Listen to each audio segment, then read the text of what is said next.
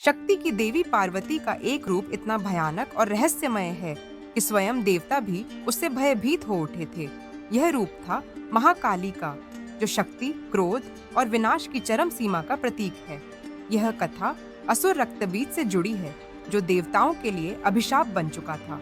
रक्तबीज के पास यह वरदान था कि यदि उसका रक्त भूमि पर गिर जाए तो हर बूंद से एक नया रक्तबीज उत्पन्न हो जाए। इस वरदान के कारण देवता उसे मारने में असमर्थ थे। जितना वे उसे घायल करते, उतना ही वह बढ़ता जाता। तब सारा ब्रह्मांड भय और अराजकता से घिर गया। देवताओं ने जब देखा कि वे अकेले इस संकट से नहीं निपट सकते, तब उन्होंने महादेवी का आह्वान किया। पार्वती जी ने देवताओं की पुकार सुनी और तब उन्होंने अपने भीतर छुपे हुए शक्ति के विनाशक रूप को प्रकट किया। उनका चेहरा विकराल हो गया, नेत्र लाल हो उठे, बाल खुले, शरीर काले रंग में और गले में नरमुंडों की माला। यह था काली माता का जन्म, शक्ति का वह स्वरूप जो केवल विनाश के लिए प्रकट होता है जब धर्म संकट में हो। काली ने युद्ध भूमि में प्रवेश किया और रक्तबीज से भयंकर युद्ध किया। वे उसकी गर्दन काटती, लेकिन रक्त भूमि पर गिरते ही नए रक्तबीज उत्पन्न होते। यह चक्र तब तक चलता रहा जब तक काली ने एक ऐसा उपाय नहीं निकाला जिससे रक्तबीज का अंत संभव हो पाया। उन्होंने निर्णय लिया कि वह रक्त की एक भी बूंद जमीन पर नहीं गिरने देंगे। फिर उन्होंने अपनी जीभ फैला दी और जैसे ही रक्तबीज पर वार किया, उसका पूरा रक्त अपनी जीभ से पी लिया। अब जैसे ही वह रक्तहीन हुआ, काली ने उसे पूरी तरह समाप्त कर दिया।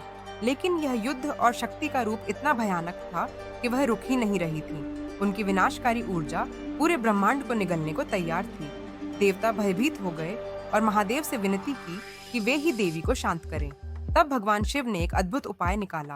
वे शांत मुद्रा में युद्ध भूमि पर लेट गए। जब काली का पांव शिव के वक्ष पर पड़ा तो उन्हें होश आया कि वे अपने स्वामी पर चढ़ गई हैं।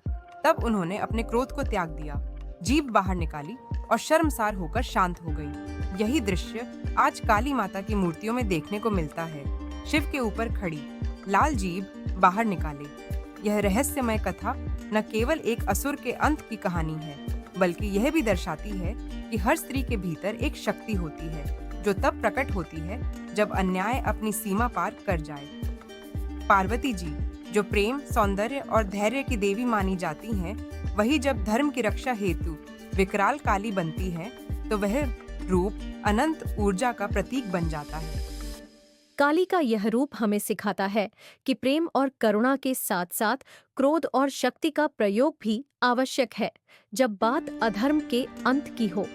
यह कहानी यह भी बताती है कि देवी केवल पूजा की वस्तु नहीं, बल्कि चेतना का वह रूप है जो जीवन की रक्षा, न्याय की स्थापना और सृष्टि के संतुलन के लिए स्वयं को भी भूल सकती है। उनके भीतर नारी शक्ति का ऐसा रूप है जो सृजन के साथ साथ संहार भी कर सकती है। यह कथा भी यह सिद्ध करती है कि देवी पार्वती के हर रूप में एक विशेष उद्देश्य छुपा है। शांत, सौम्य पार्वती जब काली बनती है तो वह यह दर्शाती है कि सृजन और संहार दोनों उनके अधीन हैं।